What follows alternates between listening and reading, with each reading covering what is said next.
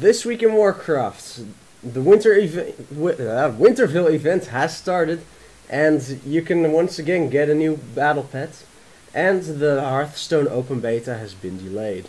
I'm Mezzy, and welcome to WoW Weekly. This is episode number 15, I believe. This week I'm joined by LJ, as usual. How are you, man? I'm doing fine. Yourself?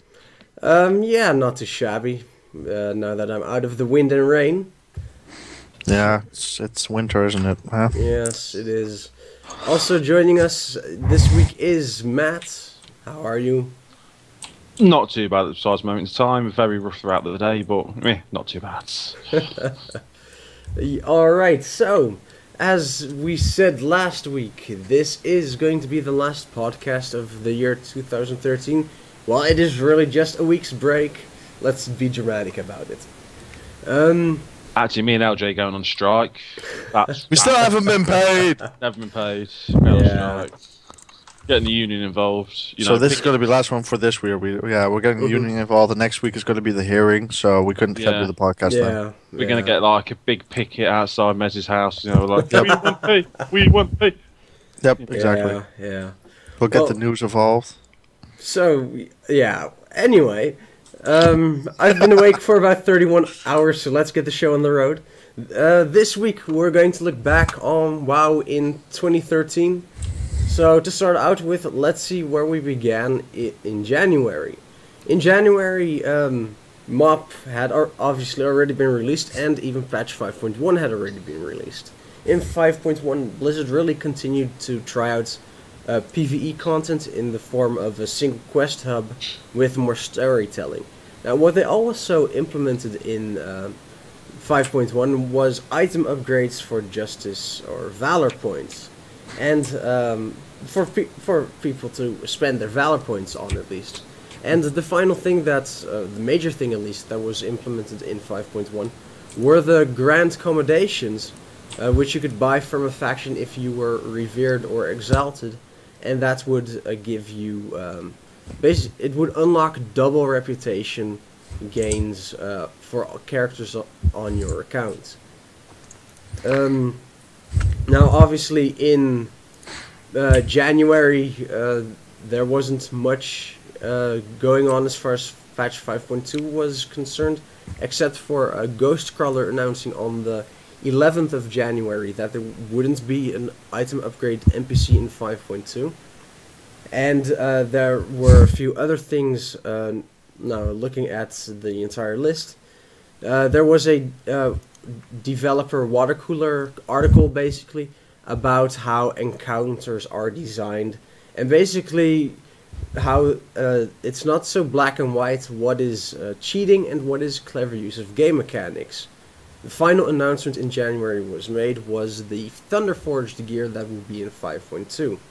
So I think the best thing to look at first is the item upgrader. How do you guys feel that this particular mechanic in the game has developed, basically? Is it a good addition to the game? Matt? I think it is. It gives people stuff to actually use the Valor points for. Like, I admit I'm lazy at the moment and may struggle to count my points every week just because I'm lazy and don't play WoW particularly much apart from just a raid. But the people that play and have always said there's not enough stuff to do with the Valor points. We got to stage, we've all done it, when you literally capped for months because there is nothing to spend it on. I think I ended up spending on the last in Battle Cataclysm on my feral gear, and that was my third off, like, Boomkin's my second off spec, so it's like my third spec, and I thought, oh well, I just need the gear, see what it's like just for a laugh. And I can remember a very horrible experience going with, I believe you, Mezzy, LJ, healing with Ripskins as well back in the day. With me tanking, doing some random runs just for a laugh. Not sure what you're talking about there. With tanking on my other gear, sorry, because that's what I used my Valor points for back in the day. Okay. Oh God. Yeah, you used to do other stuff, huh? You know, you used to do other things, but it gives you something to use the Valor points for now, and otherwise there would again be absolutely nothing to use it for. So I like it. Would you like to see it in the next expansion, or would you rather see Valor points being used for something else? It's not necessary at the moment. It's nice for it to be there to use your valor points. If it wasn't there, I wouldn't cry. Yes, to use something else. Maybe include it in the new. Oh, I forgot the houses. Whatever the bloody called again. Garrisons. Garrisons. There we go. Maybe using something to do with that. But it's always play by ear. If it's not there, I'm not going to cry about it. Just have lots of valor points stacked up again. But as long as it gets something useful, it'll be fine. It's not a major thing. All right, LJ, how did you feel about, or do you feel about the item upgrade vendor NPC? Oh, well, basically what Matt said at the moment is just a valor point dump. To be honest, I mean, it's useful. It can be useful. Well, you can have a total of 8 more item levels. Am I correct in saying that, right? Yeah, correct. Which, okay, for one item isn't that much, but of course, if you count it up for all the items and such, it can be quite a lot. So that can definitely help out. Probably more for the lower tier guilds, maybe even, than for the higher tiers, I think. But yeah, I'd rather see the valor points actually having a useful meaning, just like they used to have, because now it's just like, oh, we don't know what to do with them, so we'll just implement this so you can dump them, and then you can actually have something useful for them. But it's just, I'd like to have something more, specific, something more, something else that you can spend them for. I don't know, gear, maybe vanity shit, whatever. Just that would be nice. Okay, well, you do actually bring up quite a good point about the item upgrades that I do? Oh yes, although you might have done it unconsciously. I don't think it meant it. It gave players a chance to upgrade their gear, even if items weren't dropping in the raids. So you would still have at least a small progression in your character, that even after a few weeks, your character would be more powerful via the item upgrades instead of the non-dropping items. That's why I said it's also. I don't know if that's why I said it's probably better for lower tier guilds as well, for people who actually need the item levels to get to the better bosses. Well, on higher tier guilds, you're going to need the item levels as well. Yeah, of course, but I mean, I just mean exponentially. It's better for lower tier guilds. I mean, everybody's going to benefit from it. It's just I think lower tier guilds benefit more than people than higher tier guilds. Like, I mean, those 4 or 8 item levels, maybe for one item. If you count them on the whole, how much item levels do you have? Like 50, 100? No, a lot. So. Yeah, of course it's going to make a difference, but it doesn't make that much of a difference. Let's just say, is rating now better because you have it, or do you really think, or does not really actually matter that much? That's what I'm wondering. Yeah, I think that's my issue with it. If it wasn't there, no one would really. I wouldn't lose any sleep over it. Yeah, exactly. Whereas there's other bits and bobs that people have moaned or haven't been there. But I think what we would all agree on, the main thing we want is, if it wasn't there, you need something useful for valor points again. You can't get to a situation we have done in previous patches where people have just been max valor points for ages because there's been nothing to use it on. Either, I think we've mentioned the previous tiers, either have some best in slot, not best in slot item, but some quite decent items, upgrade items, but make them really expensive, you know what I mean? So it is. So make it something stupid like you still would only have 1,000 valor a week, but the items cost 3,000. So you know it's going to be 3 weeks for one item. So in that time, you may have already got the upgrade, but it's still something to work for. Yeah. And so, the possibility that, and if you have other items, like you can maybe spend it on, if you need leggings, but you get leggings in the raid, you might go for the ring or the necklace. Yeah. I always like the choice in that. Well, like it was done in Throne of Thunder. The only issue there is that it was normal mode only. Yeah. Basically. Yeah. I think that's all we have to say about that, really. To be honest. Other than that, the dev cooler, water cooler article, yeah, of course, it's not exactly a black and white scenario. What is clever use of game mechanics and what isn't? So I don't really think it's worth spending any time on that. Well, the one thing I can add to that is partly because of the I can't remember the name of the person doing it. You'll probably know it better than me. That's partly due to that world first. The bloke who leveled the quickest. I can't remember his name. Athene? Was it Athene? Yeah, I'm not sure. He got one of them. Yeah, well, basically, it was the bloke. What he'd done is he'd found the clever mechanic in Townlong Steps that was on the marsh area, and those mobs give you a damage buff. So what he was doing, he was getting the damage buff. He was tagging the mobs. He had a group of 4 people help him, and all they did is farm and farm and farm and farm. But because he had the damage buff all the time, he was able to kill stuff that quickly and that efficiently that it didn't take very long to level 2 on. He got the world first, and he originally got it taken off him and banned because they said it was an exploit. But then after looking at it again, they changed it, gave it him back because it was actually a clever use of game mechanics. Yeah, the article in question was more about raid mechanics, but it does still apply that, though. Yeah. So, yeah. In February, nothing really interesting happened. The only thing worth mentioning is it was my birthday! Okay. Other than LJ's birthday, nothing really major happened except for the Q4 2012 numbers, subscriber numbers got released, and in the 10 points, I don't know how much million it was, we went down to the 9.6 million. So that was quite a drop. I think it might have been 500,000 drop. Could be. I think most of the times it was like 500. Around 500,000, 750, something like that ish. Yeah, exactly. So that's one of the first big drops since MOP's launch. Now in March we got patch 5.2, which means the Throne of Thunder raid and trolls, as expected. Of course, always trolls. Of course. Now one of the things to note from Throne of Thunder was that it had the heroic only boss Raden. Sadly, I haven't seen him yet, but he was a nice bonus. Lei Shen was the real issue of that tier, or rather, good challenging boss. His heroic version was compared to heroic Ragnaros, and maybe Lich King. I'm not sure about that one, but they had some good tuning on heroic there.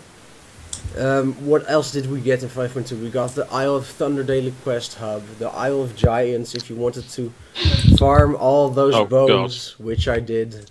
And yeah, you were sad. Yeah. No shit. Is that you just discovered that, Matt? Seriously. Honestly, I've never known what can be such a depressing part ever. So, what are you going to do for the next 8.5 days? Farm, yay! Kill dinosaurs. I mean, they're already extinct. Oh no. The dinosaurs have feelings. I did do it over a longer period of time, but anyway. One of the non-rating differences was that patch 5.2 allowed you to champion a faction, giving you bonus reputation for that faction. For completing one random heroic dungeon and one random scenario. Basically, one of the complaints, and which was also amended a lot in 5.1, was that the reputations went so slow because you had to do all the dailies. So they helped players out to catch up on reputations in 5.2 at that point. One of the things to note about the Isle of Thunder quest hub basically was that they really took scenarios further to progress their storytelling, and that's probably one of the main wins I think is for Blizzard. They got out of 5.2 is those solo scenarios, you have basically being the hero again, but without having to do it as a group, and progressing the story forward. How do you guys feel that went? Gabos should have finished that kid off. Was that in 5.2? Might have been 5.3. Wow, did you just seriously say that? Yeah. He was annoying in the end. You all know I'm right. No, Anduin is a good character. I like Anduin. I think they really have made him grow throughout the... Yeah. So I was being a bit harsh, but I do agree. He's the one character that they sort of developed more than any other because he's been very, very involved in the whole pretty much. Dude, he was 8 for like 5 years, so give him a break. Yeah, he was at 8 for God knows how long. Finally let him grow up. Yeah, finally. But so give him a break, man. He's finally grown up, and you're already giving him a hard time. He's basically like Bart Simpson. Well, at least Anduin is now growing older. But how do you guys feel the solo scenarios basically went to progress the story for your character on this island? Is it something you would like to see used again in the future? I would, to be honest. I liked it. I like to have something that makes it more personal, just for you, your character, something like that, or at least the feeling that it's like that. Like I've mentioned before with other games, I really like the single player aspect sometimes as well. I know people say, well, you buy RPGs for that or whatever. Well, I mean, it is an MMO RPG, so I mean, okay, it's online, but still, it's nice to have some things that actually contribute to a storyline other than raiding or grinding the hell out of a quest area. Well, I agree with other games that we've played and other games we've said. We enjoyed the story so much because they treat the leveling aspect as a single game. Yeah, you know what I mean? They treat that as a solo game, so you are getting the best out of it. So if you're not bothered by getting to grip, you can still happily know in the story will get you really into the story, really want to. And there's been 2 or 3 games like that which have been really, really enjoyable, and I do agree. It did help you get a little bit more into the story. It sort of you sort of realise how cranky Jaina is and stuff like that, and that's good. With the whole part of that thing, I'm going to ask Mezzy this particular question. What do you think of the raid? Of Throne of Thunder. I have mixed feelings about it, to be honest. Partially because we did start halfway through the tier with the Aurum, our guild. So we couldn't finish it. We were at... I think we were at Le Chien. Yeah, we were at Le Chien. When Siege of Orgrimmar basically started. So I can't really comment on that. But overall, it was a decent tier. I think if we didn't have the starting guild growth pains, I would have enjoyed it a lot more. What do you mean, the tanks? Yes. Tanks and some growth pains, not everything, basically. 25 tanks later. But yeah. But 15 healers later. Exactly. But the only boss that still irks me is Dark Animus. The amount of RNG to actually get that fight, sorted at the start. If a tank doesn't block or dodge, and then it's a wipe, and then you have to go again. Other than that, though, they had some inventive game mechanics. Think about the Jikun, for example, the flying around to nests. That was new. Jikun was a fun fight, and the thing is, and we've mentioned it before when we're doing our reviews on the fights for Orgrimmar, is I don't know if they've maybe gone a bit too far, because every fight, again, it was almost like they're trying to throw mechanics at you again. In that, and that's all they've done. That's all they seem to have done the last 2 tiers, which is fair enough. I understand why they're doing it. People want hard fights, but you can make hard fights by just making the damage hard to heal and stuff like that. You don't need stupid amounts of mechanics to make a fight hard. Yeah, in some respects. And I think that's what they forget, because if you look at like the first fight, you had the puddles. The puddles gave DPS buffs, but then you had it on heroic. You couldn't there were explosions, debuffs. Yeah. Everything. Then you had Horadon, so you had different doors you had to sort out. Different ads did different spells, and you had the feckin' things you had to knock away. Every single fight And it's good. It's nice to have a different thing, but sometimes I just think they go a little bit OTT in what they're doing. It's good in some aspects, but I just think they could sort of chill a little bit. Think, okay, if we just make it actually hurt and make it actually quite hard so it can kill a tank, we don't need to give us. We don't need to actually have a spell list of 8 million spells. Just make sure they perform it right, and it's dead. Yeah. What I would really like to add to that is. They were saying that with the warlords, they're going to have the opportunity for mythic mode to add even more mechanics. I actually kind of groaned / sighed at that because I think we have enough mechanics to deal with per fight as it is. I actually miss the days where a fight isn't as complex, but you just have. Yeah, bigger numbers to deal with. That it's harder. I think Blizzard has like this formula, more stuff in a fight equals to difficulty. But yeah, I think that's a wrong way to view fights. I mean, you can make can make fights difficult and simplistic at the same time by just having a few things that need to be taken care of. But if those things are very big or they have a big impact or such like that. I mean, like Lich King didn't have that much things as one of the fights. Some of the fights nowadays, it had a lot of things. But it had distinguished phases. Yeah. Sometimes definitely. Now you have like fights that feel like it's only one phase and they have 10 things in that phase. Yeah, I know what you mean. Yeah, but with Lich King it was like, okay, from now until then I have to do this. After that, the pancakes come, and after that, the Frostmourne room, the chamber thing. There were other things, of course, but those were the main things that you also had to take care of. But you also had the Valkyrs and such. Mm-hmm. But it was more like there were certain things that you had to pay attention to, and then you could switch your brain from phase 2 to phase 3. Now, with some other fights, it's like, okay, what the hell's happening now? And okay, now this is happening, and it's more improvisational. It's not like on a train track. It's not scripted, but it's like, okay, this when A happens, B can also happen, but also C if E is triggered, but D can happen if A is. I mean, it's just a complete mess sometimes. Yeah. That's quite a good point for what we're saying, because Lich King, for example, each phase had 1 or 2 difficult mechanics, and if you failed at those mechanics, it was a wipe.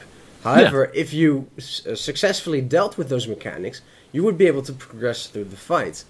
One fight, for example, Iron Claw and Heroic, because we are talking about Throne of Thunder after all. Yep.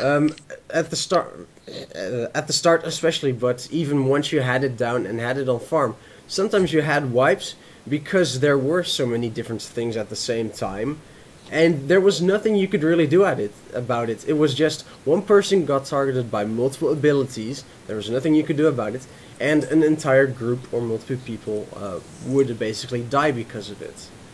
And that, for me at least, that feels like RNG and not skill-based wipes to deal with it. Maybe a little bit, of course, if you're absolute pro and you can everyone reacts to the same way just like that in one go, then of course you'll make it through it. But there's too much RNG factor because of so many mechanics, at least in certain fights. Yeah, it's also, I think, I understand. So I don't want to make this sound like we're being negative against the mechanics. I understand why they're doing it, because we've now gone to a higher level cap. We're going to be going to an even higher level cap. They are having to do this for the pure fact that there's so many skills out there now. If you know what I mean, there's so many, and that's why I can see what they've done in WoD. Am I right? You'll basically probably throw something at me and be wrong. But they pretty much said there's going to be no... Didn't they say there's going to be no new spells, but they're going to be upgrade versions of the spells basically you've got? Plus X percent of damage or crits or something like that. Which is fair enough, and I can actually see why they've done that, because at the end of the day, there's no point. I think it actually happened in this expansion.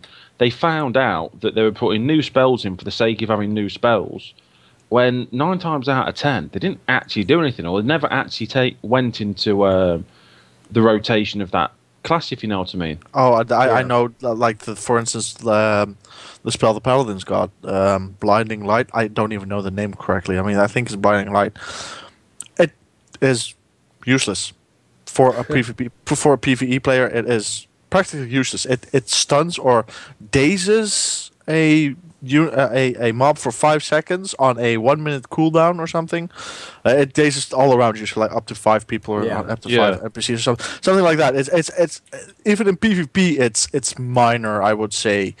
It's just, why would you even implement that? Just leave it out and just focus on something better or whatever. It's just, don't implement stuff that's not going to be used. Yeah. Thing is, action bars are cluttered as it is, and they have already admitted that and tried to change that. Damn you, Blizzard, still for removing Eyes of the Beast, and then thanks to a bug, removing it completely, making it unable to be re-implemented. Thank you again for that. Eyes of the Beast was a fun spell, and rant. But they... You ranting, never. No, never. First time ever. But my action bars are still too cluttered. I have enough macros to use, and there are so many spells that you only use on occasion. And I thought playing a hunter was just one big macro anyway. No, not anymore. just like paladins were two button class in the back in the day. Well, just like druids were basically one spell back in TBC. Rejuvenation, rejuvenation, rejuvenation. Yeah. Flash of light, holy light, flash of light, holy light, holy light, flash of light. Yeah, that was basically chain heal. Yeah, for Shaman. Yeah, I actually played the rest of Shaman back then. So. Oh dear, seriously? Yes. Yeah, as one of my main ults. So I think we've pretty much covered everything we need to say about what doesn't work from Throne of Thunder. So let's move on to, let's see, in April nothing much happened except for the pure disgrace that there was no April Fool's joke for WoW. Blizzard decided to put their resources elsewhere, which of course is a better idea, but players were mad about it. It's one of the yearly things I love. It's typical Blizzard. I think that because of Blizzard, more companies have also begun doing it, because they were one of the first companies that I know that actually did like April Fool's jokes and all those things. It's just the fun about Blizzard and all their games. They just make it's a serious business, but it's just like with back in Warcraft 3, just endlessly clicking on some of the mobs just to hear what they'll say.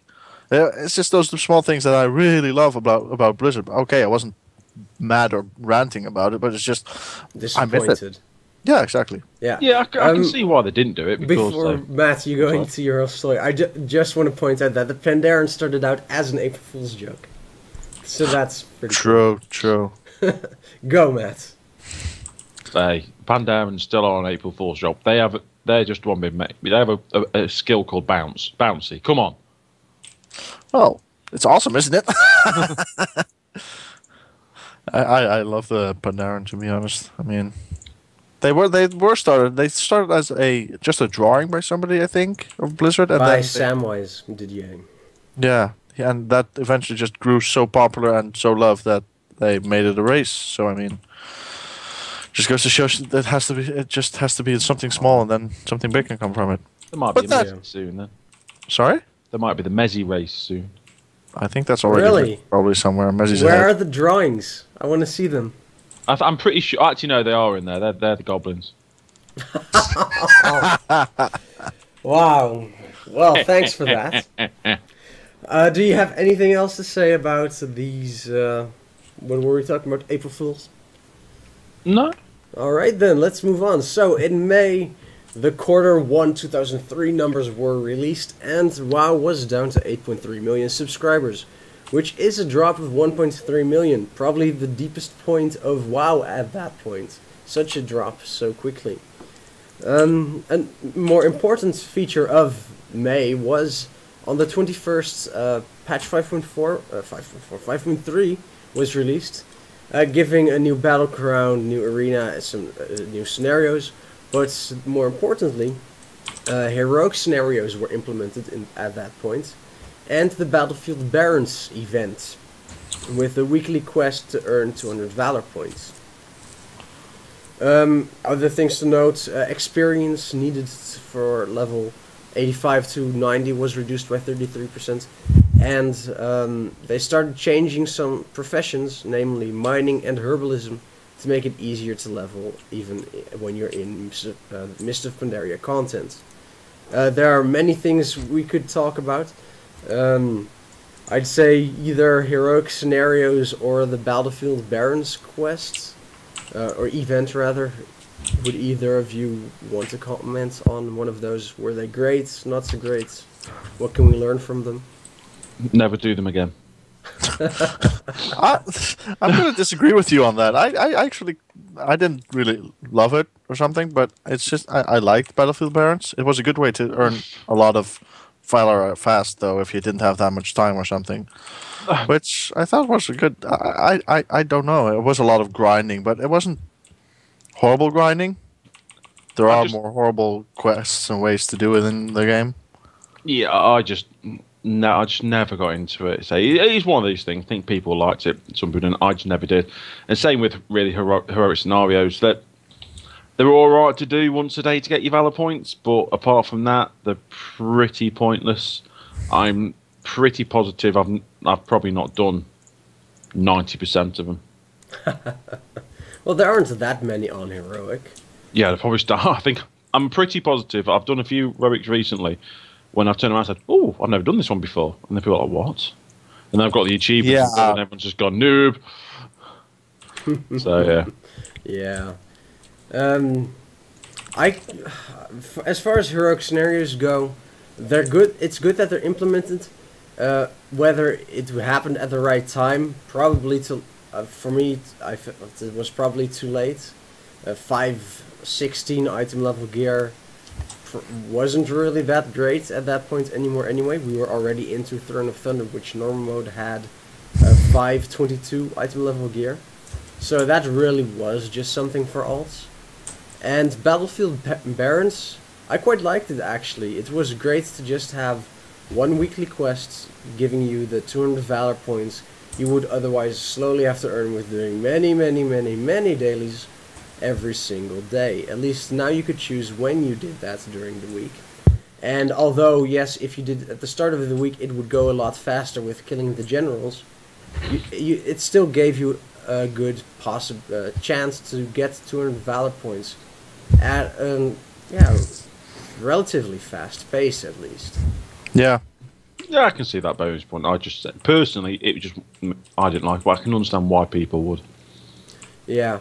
The last thing to note about May was on the 28th, and that didn't really have to do with WoW, but Blizzard, it was announced at least that Blizzard was going to reset Titan, as it was not going in the direction they wanted it to go. So they reduced the development team by 60 to 70 developers, and put those on other projects such as WoW, which was basically the first, at least as far as I'm aware, one of the first pushes to increase the WoW team again. As we've talked about earlier in another podcast, the WoW team was increased by 40%, and they're going to increase it again by another 40% to really increase the longevity of WoW, especially for faster content. Let's see, in June nothing really happened other than that patch 5.4 PTR testing started. And in July also nothing big, just announcing the arenas would no longer need teams, at least set teams, so that you'd be able to do them with different people at different times. And another quarter numbers, quarter 2 2013 was a press release was released that WoW had dropped again in subscribers to 7.7 million. So a continuing trend. This time it was, let's see, 600,000 subscribers gone. I believe at that point they said it was still mostly from Asia, so China especially, they basically have a different market what the players want, which is why the raid lockouts are different there. But nevertheless, it's still another drop. Now in August we get the real fun part, which is the Dark Below trademark and its speculation. Biggest hoax probably played on the WoW community to date. How would you guys have liked it if it had been the Dark Below instead of the Warlords of Draenor? I don't know if I would have liked it instead of Warlords of Draenor, because Warlords of Draenor is looking pretty damn awesome.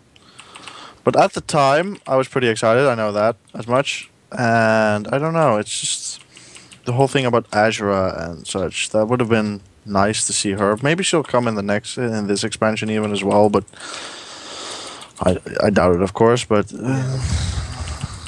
it was nice for the time it lasted. And for you, Matt? Well, I say I'm not as big lore feast as you two anyway. I'm not big into lore, so when I heard the name, I was like, "Oh, that looks nice." It didn't really bother me at all because I'm not big. I've heard about that somewhere somehow. Yeah, I've heard about it. I've asked you two about it before. I've asked Mezzy and LJ. They've told me something about it before, and it would have been interesting, but they've gone the way they have done. We've mentioned it before in a previous thing. I'm still. It's looking good. I'm still a little bit questionable about how the story is going to develop, how the story is going to work of Warlords of Draenor, but we shall see. Yes, we shall. Other things to note in August are the patch 5.4 trailer release, which really gave at least us more of a wanting to kill Garrosh. Up to that point, he was just an annoying little B-word. He was just cranky. He just needed a hug from his mummy. Up to that point, he was just a bit cranky. He wasn't fed enough as a kid. His mum wasn't have there. Daddy issues. Yeah, he had daddy issues. Definitely, he was just a spoiled brat with daddy issues for most of it, up until that trailer. Yeah, then to that trailer, suddenly Garrosh was the bad guy. Suddenly overnight. It was. He hurt that panda. To be fair, I know it sounds bad. It wasn't just him. It wasn't just Garrosh that was transformed in that panda. It was also Taran. It was him as well. Taran Zoo. He was transformed in that panda as well because he went from being. I'm not saying grouchy guy because if you look at it from a game, try and look at getting deep into it, man. You can actually see why he's been cranky. Outsiders have come to his land and basically started blowing each other up on his property, which, I can understand why you're a bit grouchy at that. Yeah, definitely. I can understand why he's a bit grouchy, but to then move him into sort of being basically Chuck Norris on speed in it. That's one way of saying it. He comes off really well on that. But yeah, it does, and it's one thing that we turned around and said before on the podcast is where we've always worried because they've not in some of the previous places they've not really. I think the problem was with Deathwing; it wasn't really very well done. He never really wanted to kill. You know what I mean? He never really wanted to hit him. But as soon as that trailer came out, everyone was sort of like, oh, "Okay, he needs to die." Yeah. I want to kick his ass now. Yeah. Well, it does continue to show that one of the best things Blizzard does is trailers and cinematics in general. Oh, I think that since they ever made games, the cinematics have been awesome for their time. I mean, I still say graphic-wise, I just love what happens to them. I still say that first playthrough, the Warlords of Draenor trailer was rubbish. But that was more of a feature trailer. You know that. Yeah, it wasn't a cinematic trailer. I know. Well then, stop bringing it up because it's false what you're saying. Let's see what else happened in August. Hearthstone beta started. Birthday. Okay, we need to list everyone's birthdays. Okay, so LJ's was in February. Matt's was in August. The 11th of August, people. Donations are accepted. A bit late, isn't it? Well, I'm going to let mine's upcoming the 5th of February, so donations are we can let people plan ahead. Of course, of course. And the final thing to note in August, probably the best one of all, of course. I'm sure you guys will agree if you've seen my birthday? doc. No. On the 26th was our very first WoW Weekly podcast. Oh, Jesus. Oh, yeah. And I wasn't even invited then. Weren't you? I'm not sure. I wasn't on the first one. No, he didn't do the first 2 or 3, I think, even. Oh, okay. I don't know. Well, I was on standby. But then stole the show, darling. Oh, yeah. Stop calling me darling. Seriously. You need to work on that in the new year. Okay, honey bun. Wait, Okay. don't say work on that in the new year. He'll make it work for darling, you know. Yeah. I'm going to Yeah. get everybody in the world saying, hello, Mezzy, sweetheart, how are you?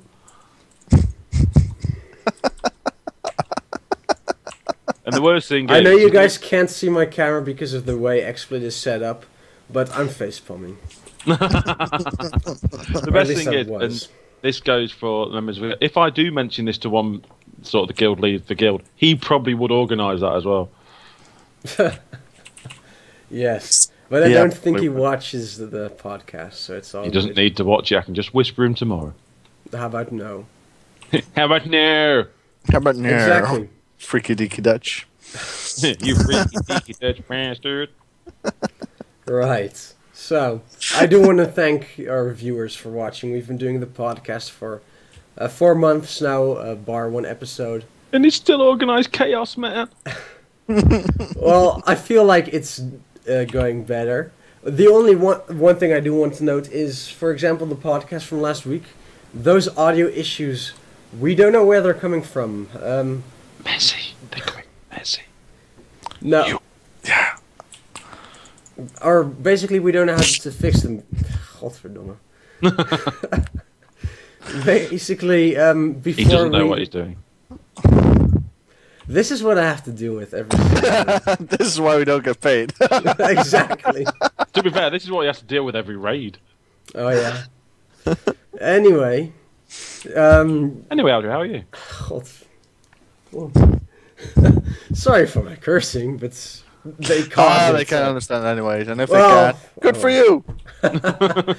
But basically, before every podcast, we do some test recordings to see how the audio is. And on those test recordings, the audio was fine. So, don't know what happened with the actual podcast recording. What I will probably do is basically record the audio only and then edit it so that all the buzzing and stuff is out of it. And then I will upload an audio only version. Or if you have a tip for Mezzy, you can always leave it in the comment section below. Yes, indeed. At the end of the podcast... Remember, go to the BB Mezzy. I love... this podcast was going so well, guys. I mean, wait to sabotage It's almost it. Christmas, man. Come on. Oh, yeah, It's definitely. Christmas time. Don't sing that. Don't. Please. If you want, I Yes, can. don't. Okay, If you We want need to more hear some subscriptions. singing... We don't want them to leave. Come on. Hey, if It's you want to just hear like some X singing, you can check out Azeroth and Jingle Bells on. Oh God, yeah. If you want singing, people, if you want to top yourself, please listen to the Azeroth, whatever it is, Jingle Azeroth. Bell. Working jingle bells. So, anyway, at the end of the Sorry. podcast, we do have an announcement for the new year, for WoW Weekly, and how we'll move forward. But for now, let's move on. We still have some stuff to discuss. Do we? Damn. Okay. Shit. On to September. On the 10th, patch 5.4 was released, giving us Siege of Orgrimmar, as expected, giving us the Timeless Isle, giving us more exploratory content for the non-instance PvE content. Let's see what else. Flex raiding was introduced to give the more casual crowd a difficulty to raid with friends and family. Proving Grounds and Connected Realms were also features, but I think we'll pass on those. Let's focus on Orgrimmar and the Timeless Isle. And I guess Flex raiding as well, it's worth discussing. First of all, we're obviously not at the end yet, but you could basically say we are. impressions about Orgrimmar. How do you feel it went? Again, we've had the conversation before in the chat. We've said it. I like it in general. There are a couple of just boring as hell, painful fights, which I just wish would vanish from the face of the earth. But it's not too bad. It's quite nice. The difficulty level is quite a smooth progression. I know some fights you sort of skip, but you can. In previous times, it's been a sort of a situation where the progression from 1 to 12 or 1 to 10 of heroics is sort of messed up. You'll kill number 1, you'll kill the first boss, then you'll go to the sort of the 4th boss and around that. This has been quite smooth and it's alright. It's enjoyable. But yeah, we're still not done yet. No, we still have 3 to go. And if I was including the one we're trying at the moment, I hate the place.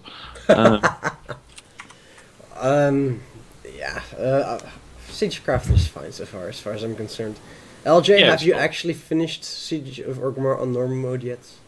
Everything except Paragons and Garrosh.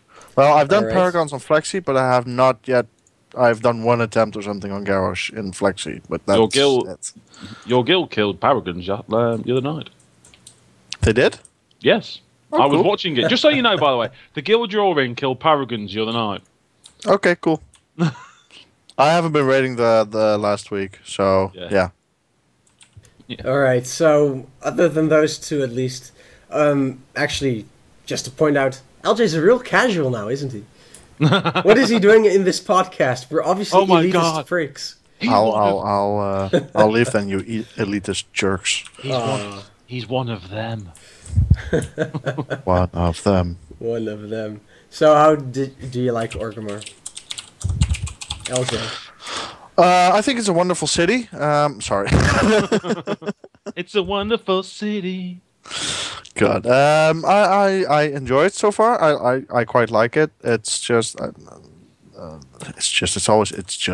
I actually like it. I think it's one of the better raids of the past expansion or 2, maybe even.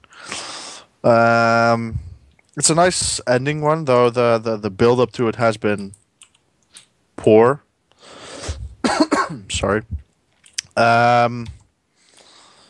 Yeah, I don't know. There's just like we said with that movie. It was all of a sudden just that cinematic that built it up. We knew Garrosh was going to be the baddie the whole time. It's just the build up was a bit lacking, which didn't really. I haven't killed Garrosh yet, but it's probably not going to be such a satisfying feeling as killing Lich King or Yogg-Saron or even Deathwing for that matter, or something like that.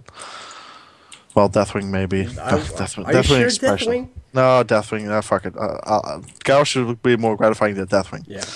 But I guarantee it. Yeah, true. Why did I say Deathwing? Everybody hates Deathwing. Never mind that. Please just erase that. But I can't. It'll be on the internet forever. Well, okay. But anyway, no, it's just I haven't completed it yet. I really look forward to doing him though. It's just. Yeah, the fights have been pretty nice. I liked also the gimmick fights they've introduced, like Spoils. I really like that fight, and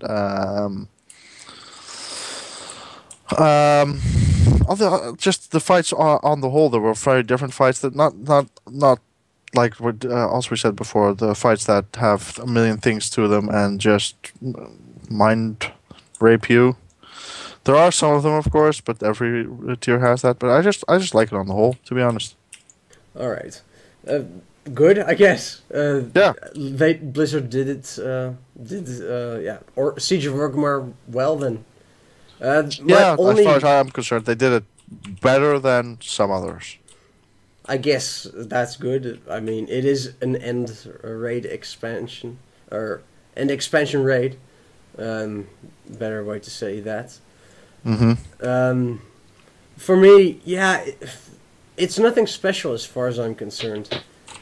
My only real gripe with Siege of Orgrimmar, at least as 10-man heroic raider, is the composition needed for some bosses. For example, you need 3 tanks, for heroic Dark Shades. Yeah, that's stupid. And that just really messes your raid up if you don't have 3 tanks available. The same as heroic Thug, for example. Our DPS is pretty good, so we just, as we were having survivability issues, we just switched to 4 healers. I'm not sure if that should be needed. For us it was the fastest way to kill it though, so that's what we ended up with. But yeah, the compositions needed per boss, I feel, could use some work. Although I suppose that does change next expansion anyway with Mythic mode rating. But other than that, I'm not impressed or anything by Siege of Orgrimmar, but it's a decent raid.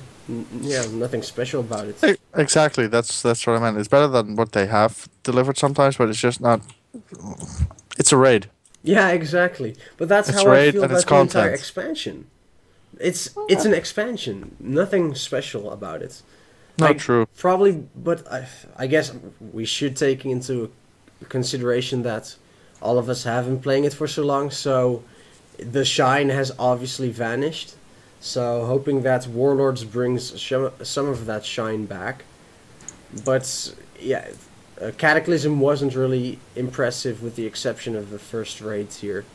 Mists of Pandaria wasn't impressive. So for me, they need to up their game as far as raiding goes. But I guess we'll see that in the next 3 to 9 months, whenever they actually bring out Warlords. Yeah. Yeah, we'll see. We'll see what happens. They've not announced the PTR, have they? So it'll be interesting, to say the least. Yeah. So let's move on. Let's see what else happened. Well, in September, the Heroes of the Storm trademark application was filed. The first realm connections were made. In October, Blizzard announced the changes to Recruit a Friend. Nothing really big. And then we come to November, which we have talked about a lot since it was announced. Warlords of Draenor. And we have already discussed it a lot, every aspect of what they've said. So, not sure we need to go into any more explanations how we are looking at Warlords. No, I think we've discussed that enough for now, to not have to do it in this podcast, to be honest. Yeah, we everyone knows what we expect about that now if they've been listening to the wonderful podcast the last few weeks. Exactly. Alright, there are 2 things worth talking There is about. one thing we haven't mentioned. Really? What? Because you said a minute ago, things we're going to talk about Siege of Orgrimmar. Timeless Isle. Yeah. Indeed. I completely forgot about that. Timeless Isle. Horrible. Finished. That's enough about that. Alright, we horrible. heard it. Done. Anything else to add to that, Viv? Well, I speak for me, and I believe I speak for LJ on this one as well. Mm-hmm. I got home the day after a long day at work. I had my long day at work, got home, logged on. Oh, you just go to the Timeless Isle. Only takes 20 minutes to get your legendary cloak. Oh, does it? Fine. Go to Timeless Isle. I then proceed to run around the island for half an hour and kill 1 mob because everything has been killed. There is nothing alive at all. The entire island has been decimated. Yep. Yeah. I like the idea basically of it. I just think they need to improve the how to put this? Just improve the way they do it. A bigger area or something like that. And like the reputation area on there at the minute as well is just horrible because it's so small. I can go there now, if you know what I mean, because not many people go there and a lot of people have done what they wanted to. Yeah. But I just think it needed a bit more planning to have a reputation area to give you quests to get your reputation up, and then have a very small area that you can solo farm rep, or then the next area where you really need a group to do it. It just needs a little bit of tweaking, but it's not a bad idea. It's just that first experience I despise. I guess we'll have to wait to see how they do the exploration stuff in Warlords of Draenor. There's nothing else, as far as I'm concerned, that we can really say about it at that point, because we just have to see what they're going to do with it in Warlords. They've said that they want to do a combination of the patch 5.1 content and basically the Timeless Isle type content, so we just have to wait and see. Yeah, it'll be interesting. Yeah. No, definitely. But it's just let's hope it will be interesting in the good way. Yeah. Interesting podcast, bad material way. Exactly. We need to have stuff to talk about, because we're running out of discussion points as it is. Anything you want to say about Timeless Isles? Anything else, LJ?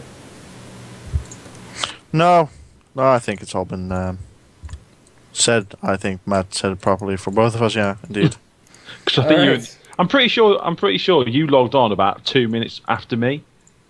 Yeah, I think it was. Yeah, it was about the same time, maybe a bit earlier. I'm not sure, but it was completely horrible. Just doing my legendary quest, and that was it. The rest was okay. There's stuff to do, but it was basically one island with the whole server. What is fun about that? They did not think about that correctly. Yeah, they didn't. So, where were we? Oh yeah, November. In November, WoW reached its 9th anniversary, proving its longevity. We've been playing it for so long. We've wasted so many hours, so many years of our life. Please don't remind us about it. Do you think WoW will continue to last long? Or will it depend on Warlords to see how many subscribers they basically I think a lot depends on Warlords at the moment. I think that that will prove if they can still keep on going with the game, or if they will have to rethink the whole concept. I think after having it having it very good in Burning Crusade and Wrath of the Lich King, the game has been degrading after Lich King. Sorry, after TBC. No, I still like Lich King. I mean, you have Ulduar. Okay, Talk was pretty bad, but Lich King itself, the whole raid, I really liked. There's two good raids. There's two good raids in that. Yeah, okay. Naxxramas was a copy. After that, you had Ulduar, right? No, you had Naxxramas, then you had Obsidian Sanctum, then you had I didn't count the Malygos. Yeah, I also had Malygos was pretty nice, to be honest. The fight itself for a single fight, for a single fight, it was pretty awesome with the different vehicles. I like that. I'm sorry, but I really liked it. Just like I did. Just like I loved Leviathan, the first boss, and I really did enjoy that fight, but I just like those vehicles, except Isle of Conquest. Fuck Isle of Conquest. I really like vehicles in the game. That's PvP. Yeah, PvP. I agree with what you're saying. My old gripe, as I've told you, is Ulduar is a good dungeon, is a good raid, but apart from Ulduar and say Lich King, they were the only two highlights for that. The highlight of Lich King was, it sort of goes into conversation of what we said before. He was a genuinely bit badass. You wanted to kill him, and unfortunately, I just think TBC. I love TBC. I think it is absolutely brilliant expansion. I think they got everything spot on. Unfortunately, I just think they're a little bit worried to do anything like that again, due to the fact they never predicted how quick the guilds would farm everything. They just didn't think that they'd do it so quickly, which is unfortunate. Which, at the end of the day, you can't predict people are going to farm everything. And then, I just think it went downhill from there. So as long as there's something, Anyway, rambling now. Yeah, I'm not sure what we're actually on about. For us to ramble about.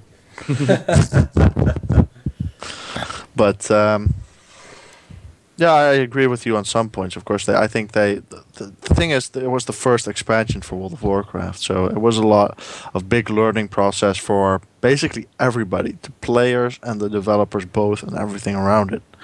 And I think that's also a bit of the big problem with us, to put it like that, is that it has a huge sentimental value. All the things we did in that, we remember those more than that we did in Cataclysm or now with Mob. Yeah. And we'll always remember those because they were great. They are great memories, and that's probably the problem. Like I said, the problem with us is just we cling too much maybe on that, and maybe for somebody that just joined the game, of course they won't play TBC like we did, but maybe they remember Mob like they will, like we remember TBC in 3 or 4 expansions ahead. You never know, but it's just, of course, people are always going to long for how it used to be because everything was better back then. But it's just, and like you said, the Burning Crusade was a very good expansion. They got nearly everything right there, from the gear to the instances to the encounters to the raids to just a lot of things. They got dailies right there. Dailies were even fun back then. They were special. They were new. It's just now they cling too much to the same formulas because it went right then, so it has to go right now. Which, if you work in any entertainment or business sector, you know that won't happen because people always want new stuff. And I mean like wholly new stuff, not just something that's been rechewed and redone and put in a new jacket and then given back to the people. The one thing I would... Yeah? Sorry. So I was just saying, on back on what you're saying, one thing I would like probably see in the future with the way game is, and it's a slight review of the way they release the raiding content. Because I understand why they do it. I understand why they literally say, oh, this is your content, there's one raid at a time or something like that. I just think that the reason they got sort of scared off doing it like it was back in TBC is because bugs. There was bugs. It wasn't that bad. There was bugs, but I think it was just the fact they then basically had to bring an entirely different raid out afterwards. Again, if you know what I mean, they had to basically make an entire raid just to kill some time because they couldn't do a thingy for it. They couldn't do an expansion then because it wasn't time. If you know what I mean. Are you talking about Sunwell now? Yeah. Because that Illidan was the bad guy of that expansion, and all of a sudden it's sort of like, you've killed Illidan! Ah, shit, you've killed him a little bit sooner than we thought. What are we going to do now? Shit. Well, there's one thing to say about that, and that's in the Burning Crusade, they released both Tier 4 and Tier 5 at the same time, did they? Straight at the start. They released everything, Tier 6 as well. Everything. Did they do Tier 6 as well? Absolutely everything at the start. But what it was they did it with achievements. So basically, you started, you did Karazhan, you could do Magtheridon's lair. You clear Karazhan, then you could do Magtheridon's lair. You had to have killed Magtheridon. Or was it Gruul? Sorry, it was Gruul. Sorry, you had to have killed Gruul and I think Nightbane to be able to do Magtheridon. Then you could go into the next one. It was progression like that. You had to then clear what's it called? Tempest Keep and the other place, Shrine. No, what was the other one? Shrine Cavern. Serpent Shrine Caverns. Yeah, you had to clear both of them, and that allowed you to get into the time. It was really good because literally you were watching on my server, sort of watching guilds doing. Like, oh my god, that guild's actually got that far! Wow, and they just felt a bit more. I know you can check WoW progress stuff, but I think this just felt a little bit more to the race, if you know what I mean. It just wasn't through one content. But I think they're afraid that just the big guilds will just do what they do. They'll instead of raiding constantly for a month, they'll raid constantly for 4 months. Yeah, that would happen. One other thing to note that I feel makes the Burning Crusade special for us, it had content outside of raiding for us that we enjoyed. After that, basically what Blizzard has been doing, they chose either challenging content outside of raiding and all that stuff, or easy content. Never a mix, so that both audiences basically had their fill of content to do. And that's still the issue today. I don't have anything to do outside of raiding. Do you? Oh, how do you kill which has no life? By giving it nothing to do outside of the 12 to 16 hours per week. This LJ has stupid amounts of ults, so yeah. 11 level 90s, yay!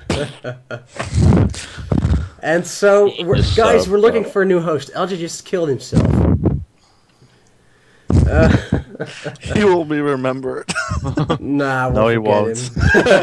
He's killed himself on medical grounds. Yeah. Well, by the sounds of it, Messi's going to die earlier than me, so... Probably. It is to be expected, yes. Oh well, there's always hope, huh? Who knows? Maybe in 15 years. Not for you, but... No, not for me. Well, maybe. Anyway, to... Getting back on subject, like... like we never wander off. Yeah, definitely. Let's move on. We're still in November. On the 27th, the Ghostcrawler officially announces that he's leaving Blizzard in pursuit of new and exciting opportunities. People often rage at the Ghostcrawler. How dare you do this? How dare you do that? But obviously it's a group process, and one of the things Ghostcrawler revolutionized, in my eyes, is that he had much more contact with the community via the developer water cooler blogs and later via Twitter. I really think he set a new precedent for something great. Having the communication between the developers and the community can at least help out, especially for the community. Like, it'll give them the feeling like they're actually being listened to. Well, maybe not listened to, but at least consultated. Consultated. I can't even say the word anymore. Yeah. I know what you mean. I know what you're trying to say, but I think it was important to have somebody also to be that link between the two groups. You can, as a game, especially an MMO that's played by so many people, it's important to have a certain connection with them. And I mean, like, some games just ignore their fan base, and some games take the fan base too much into account. I think World of Warcraft. Well, not just World of Warcraft. I mean, like, for a good example was, I don't know if you guys played Mass Effect. I don't think you guys did. I played Mass Effect. Okay, I don't know if you played 3. Yes, I know what happened with 3.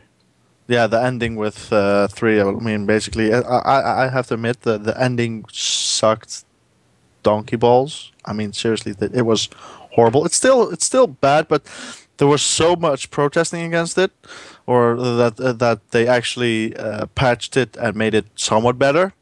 Well, they gave another option, didn't they? In the end, they improved one of the options, or they made it a little bit better at least. Because basically, you have to play. If you play the game, but people here probably won't. But you play the entire game, you get choice after choice after choices.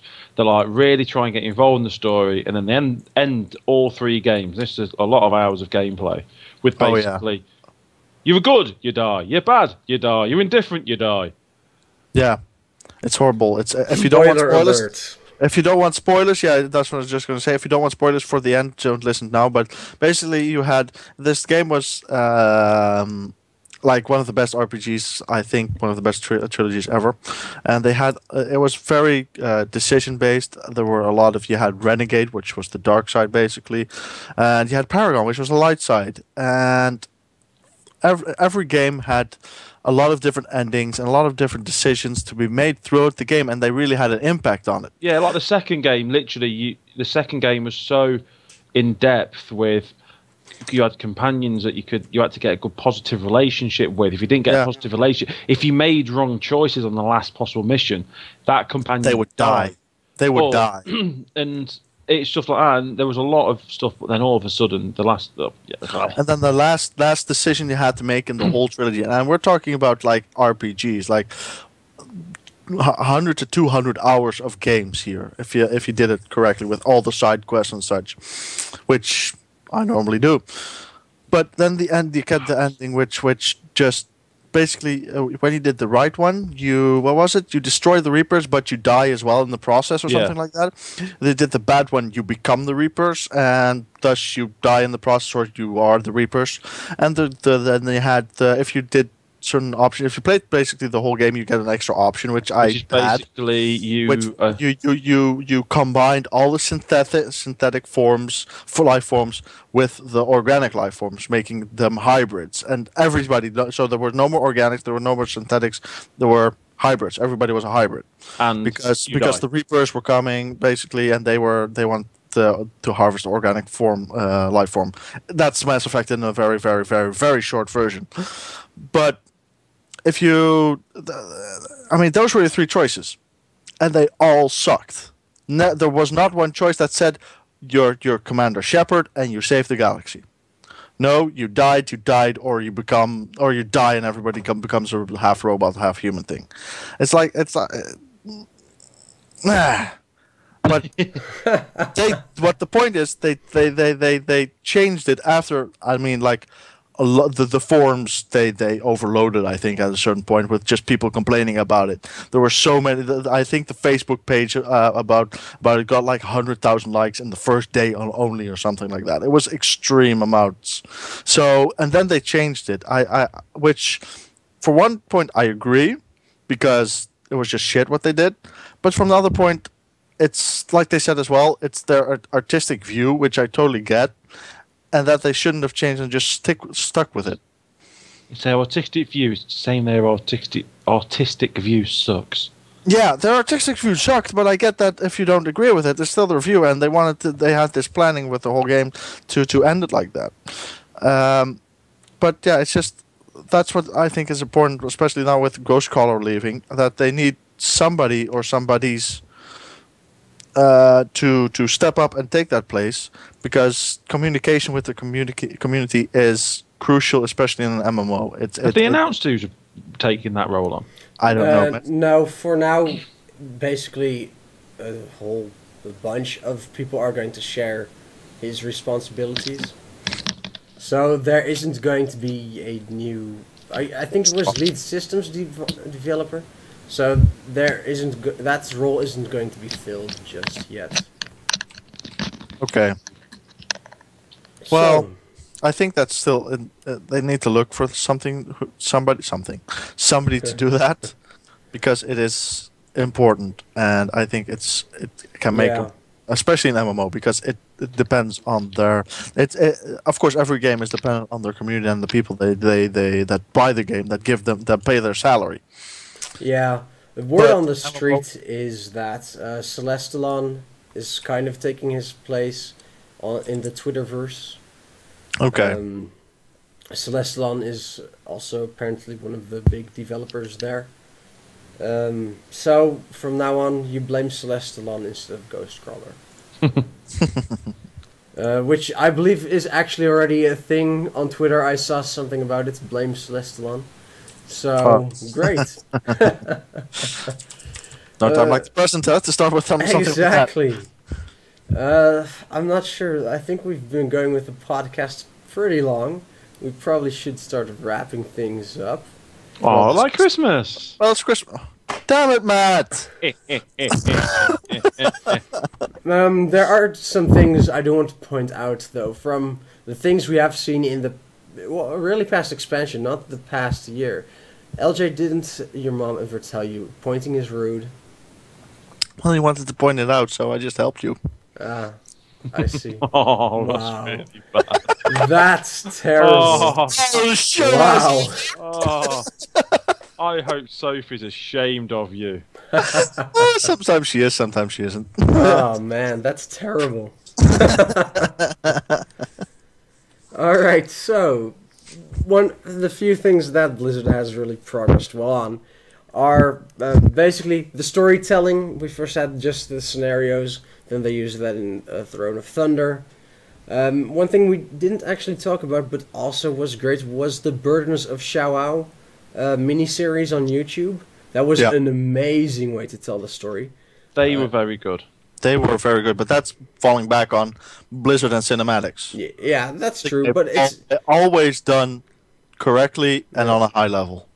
But they didn't do something like that before, so it's still a great way to improve the storytelling. Yep. So I really hope they do that, for example, for each warlord.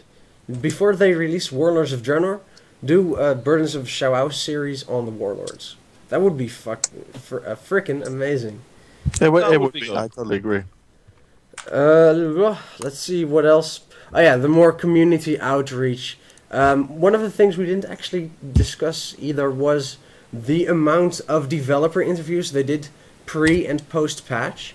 That really, I feel, helped as well to connect with the community, even if it was just the interviewers from the different fan sites. It's still something big. So it's not something they really did as much before. So I'd say continue with that, Blizzard. That was great. And let's see what else.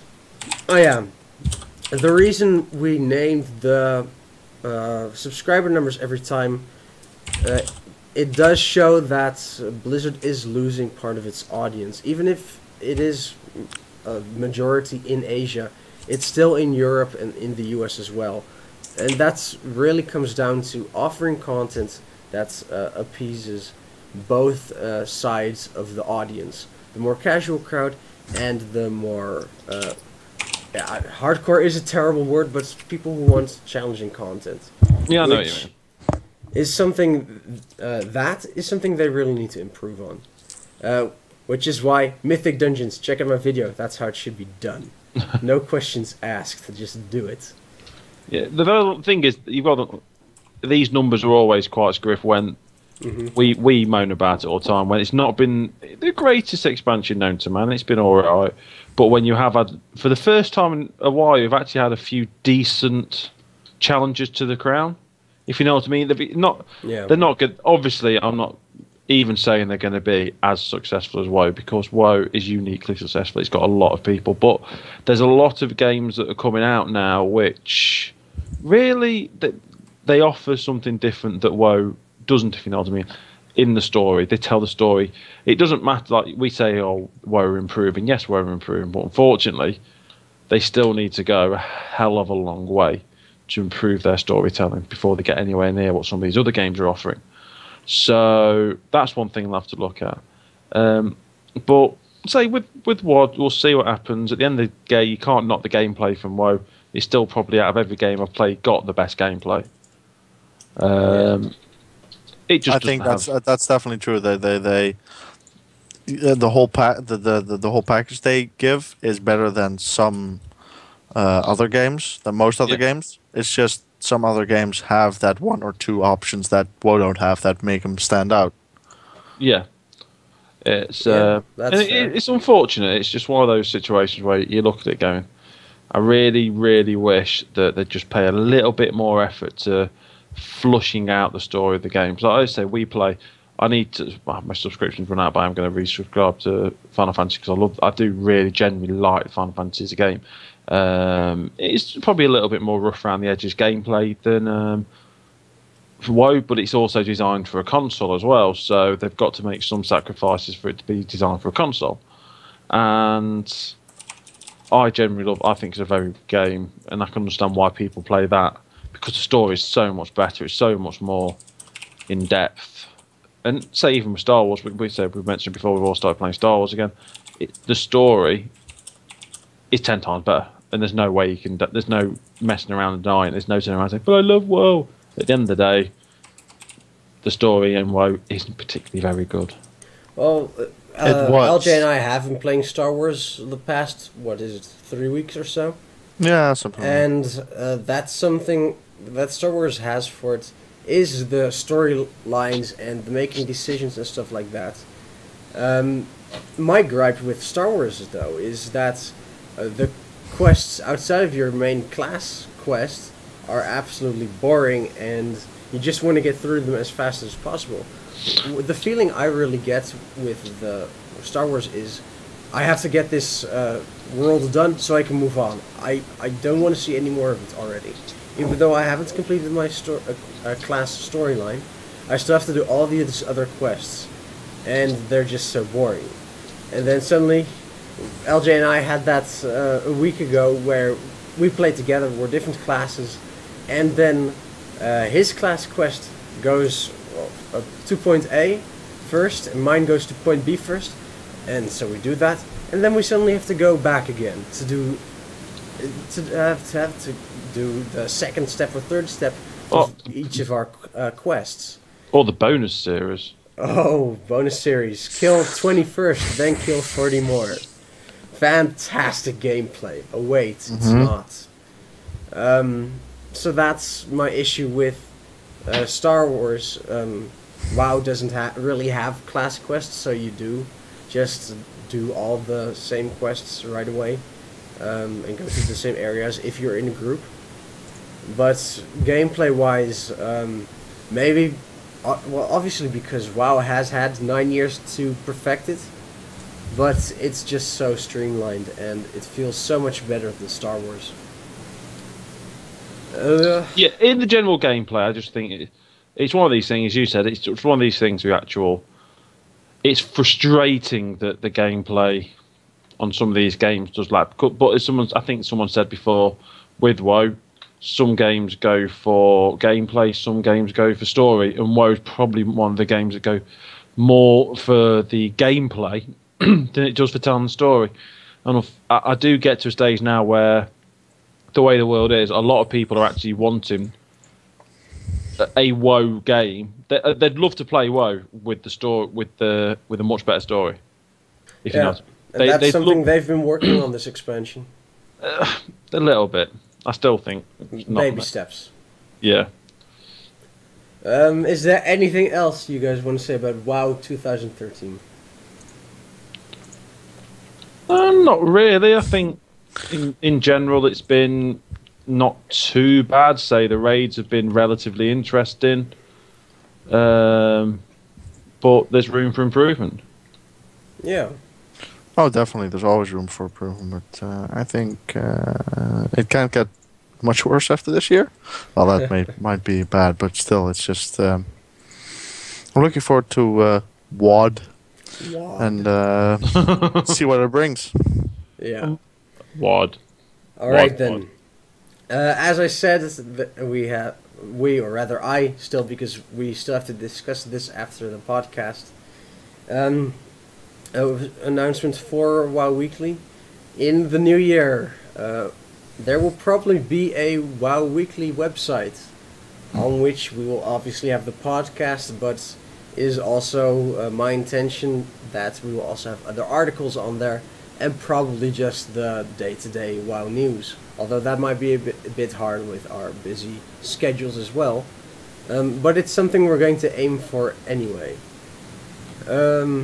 So you have that to look forward to in the new year, for WoW Weekly to become more of a legit fan site than just this podcast. Oh my god! Yes, indeed. As this is the last podcast before the new year, I just want to say again, thanks for watching our podcasts. We are passionate about gaming and especially World of Warcraft. And why do we discuss these things? Because we want to see things get better. We want to see it where we enjoy it a lot as well, where sometimes we might not enjoy sometimes might not enjoy it as much at the moment, at least outside of raiding. So I would just want to say Merry Christmas, Happy New Year, that stuff. I'm sure the guys want to say that as well. So LJ, go for it. Go for what? Merry Christmas? Happy holidays! Hey, politically correct. Now you're gonna have to be hits on your arm. Yeah, I know, man. I'm sorry, but I'm not American, so screw that. Yeah. Now, Merry Christmas, everybody, and make it a safe Transition of the year. Matt, go for it. Merry Christmas, everybody. And just remember, when you're down and depressed, listen to Mez's Jingle Bells. Oh, dear God. That sounds so freaking wrong. Oh, wow. Well, Matt darling. Really knows how to end this. Darling. So, if you guys liked our podcast, please subscribe, click the like button, leave a comment about what you think of the podcast. If you have any suggestions, go for it. One of the things we are looking for suggestions for are discussion points.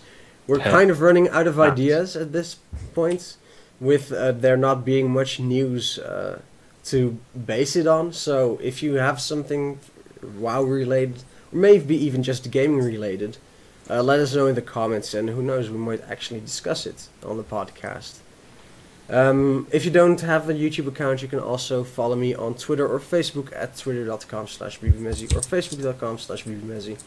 And when new video content comes out, it doesn't just have to be WoW Weekly. It could also be a raid guide. I will post on those social media sites. Yes, I know how Matt loves to say a few sentences about the channel, but let's not do that. Wow, that's a laugh. It's really one to end on. So, I think everything has been said. So thanks for watching. I'm Mezzy, and we'll see you again next time. Darling! Wow.